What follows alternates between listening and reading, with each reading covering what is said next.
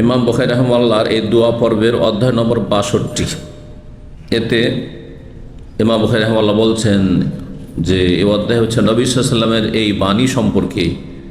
তিনি বলেছেন, ইউস্তাজাবু লানা ফিল ইয়াহুদ, ইহুদিদেরকে যখন আমরা বদদোয়া দেব তখন সেটি আমাদের কবুল হবে। আমরা মুমিন মুসলিম, আমরা যদি ইহুদিদেরকে অভিশাপ দিই, বদদোয়া দিই, তো সেটি আল্লাহ কবুল করবেন।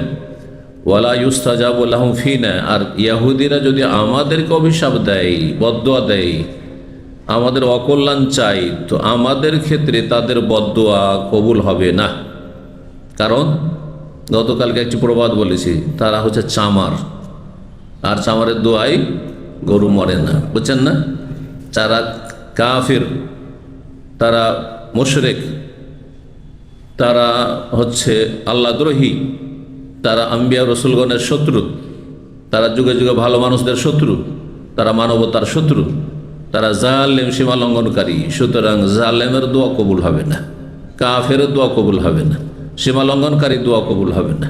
হ্যাঁ, সে ভালো দোয়াই করুক আর কারো অকল্যাণ চাক, তাদের দোয়া কবুল হবে না। মালাউন অভিশপ্ত, আল্লাহ তাদেরকে সূরাতুল ফাতিহায় মাগজুব আলাইহিম বলেছেন, আল্লাহর গজব তাদের পড়েছে। আল্লাহ তাদের মধ্য থেকে মানুষ জাতির শিক্ষার জন্য তাদের অবাধ্যতার কারণে, তাদের পাপের কুফল হিসাবে তাদেরকে বানর এবং শূকরে পরিণত করেছিলেন। এক যুগে ইহুদিদেরকে আল্লাহ বানর বানিয়েছেন আর কুকুর বানিয়ে দিয়েছেন, আর শূকর বানিয়ে দিয়েছেন, এবং তাদেরকে আল্লাহ ধ্বংস করেছেন। তো আল্লাহ রাব্বুল আলামিন তাদের উপর লানত গজব রয়েছে।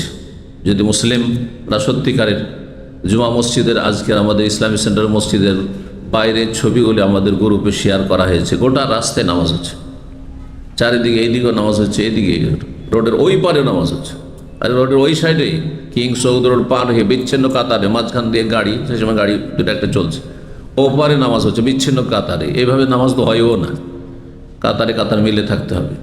তাহলে কত আবেগী মুসলিম, চিন্তা করুন, যে মনে করে যে জুম্মাটা পড়ে আমার ধর্মকর্ম রক্ষা করতে হবে। ইহুদিরা শনিবারে, খ্রিস্টানরা রবিবারে চার্চে যায়, আর আমাদেরকে সপ্তাহে একটা দিন জুম্মাটা পড়তে হবে, সে ফুটপাতে হোক, রাস্তায় হোক, আর কবুল হোক আর নাই হোক, আর শরীয়ত সম্মত হোক আর ইসলাম বিরোধী হোক।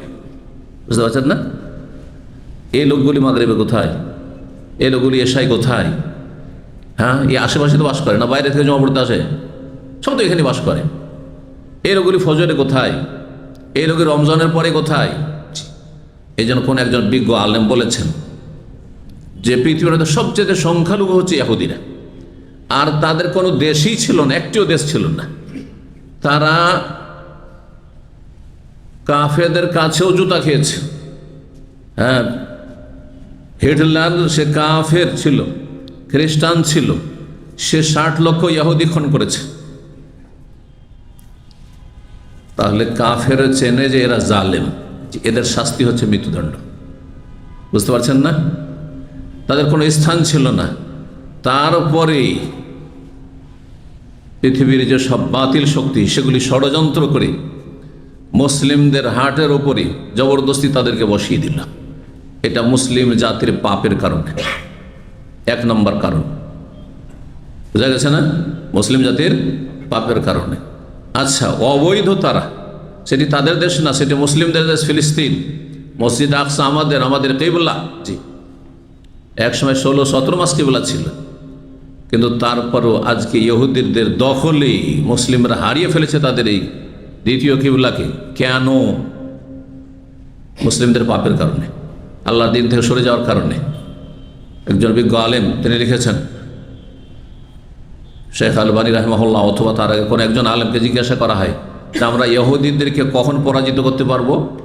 বলছে, যখন তোমাদের জুমা মসজিদে যত লোক হয় না, এই লোকগুলিকে যখন ফজরে দেখতে পাবে, তখন তোমরা ইহুদিদেরকে পরাজিত করতে পারবে। ইহুদিদের কোনো অস্তিত্ব থাকবে না। খুব সহজ সমাধান, ইমানি জোর থাকবে। এখন খুব জেহাদ করছেন, কিন্তু যদি জেহাদের মুহূর্ত চলে আসার, এখন দেখছেন সামনে মত, সামনে দেখতে পাচ্ছেন, হ্যাঁ, লড়াই চলছে, শতকরা 99 জন মুসলিমকে খুঁজে পাওয়া যাবে না, বরং 999 জনকে খুঁজে পাওয়া যাবে কিনা সন্দেহ আছে। হাজারে। কথা বুঝতে পারছেন না? বাকি সবগুলো তাহলে যারা পালিয়ে যাবে, উধাও হয়ে যাবে জান বাঁচাবার জন্য, সবগুলো মুনাফিক। তাহলে বুঝতে পারছেন, এ হলো ইমানের দশা, আমাদের বর্তমান ইমানের অবস্থা। এই ইমান কখন শক্তিশালী হবে? আল্লাহর তৌহিদ লা ইলাহা ইল্লাল্লাহর প্রতি ইমান ইয়াকিনের মাধ্যমে, শুধু এটা জপার মাধ্যমে না। হ্যাঁ, তসবির দানা নিয়ে জপলে কোনো কাজ হবে না, কোনো পরিবর্তন আসবে না। ইমান ইয়াকিনের মাধ্যমে, তার বাস্তবায়নের মাধ্যমে। লা ইলাহা ইল্লাল্লাহ, আল্লাহ ছাড়া কোনো সত্য মাবুদ নেই, মানে আল্লাহ হচ্ছেন একমাত্র সত্য মাবুদ।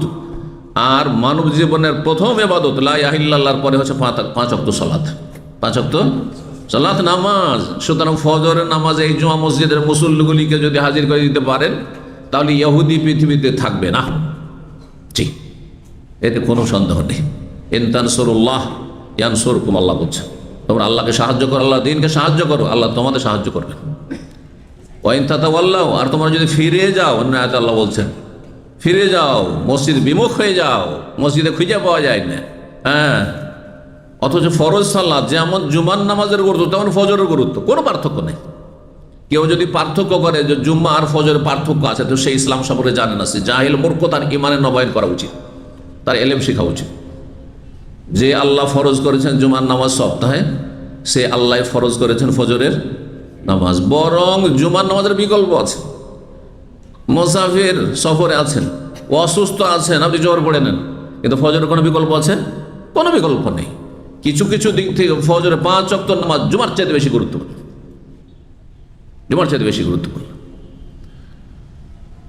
মহিলাদের জুমা আছে, জুমার নেই, কিন্তু ফজর না পড়লে কাফের, একমাত্র নাপাক অবস্থায় আল্লাহ মাফ করেছেন। বুঝতে পারছেন না? চিন্তা করুন তাহলে। আল্লাহ যেন ইসলাম বোঝার, আমল করার, আল্লাহর দিকে ফিরে আসার তৌফিক দান করেন। মুসলিম জাতিকে আল্লাহ রাব্বুল আলামিন যাতে সম্মান রয়েছে সেটা জানার, মানার, পালন করার তৌফিক দান করেন।